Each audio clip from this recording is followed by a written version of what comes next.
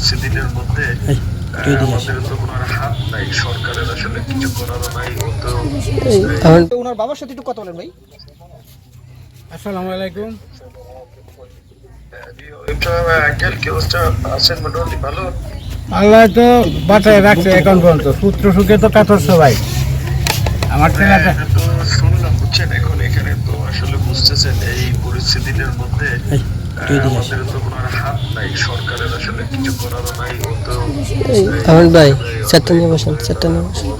এখানে আপনার গেছে আমরা দেখছি আমাদের জায়গা থেকে লাশটা ফিরিয়ে আনার ক্ষেত্রে আমরা একটু পদক্ষেপ নিতে পারি, আমি নেওয়ার চেষ্টা করবো। ইনশাল্লাহ আমিও এটা কামনা করি আপনাদের কাছে। ইনশাল্লাহ। ঠিক আছে।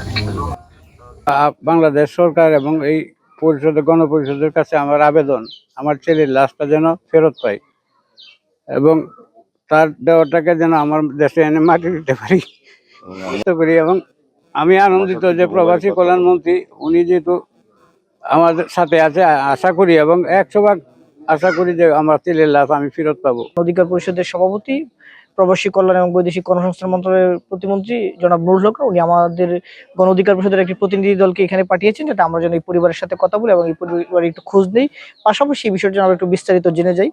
এবং উনি আমাদেরকে পাঠানোর পর আমরা এসেছি এবং তার পরিবারের, বিশেষ করে ওনার বাবার সাথে আমরা কথা বলেছি। ওনার বাবার সাথে আমাদের প্রতিমন্ত্রী মহোদয় উনিও কথা বলেছেন।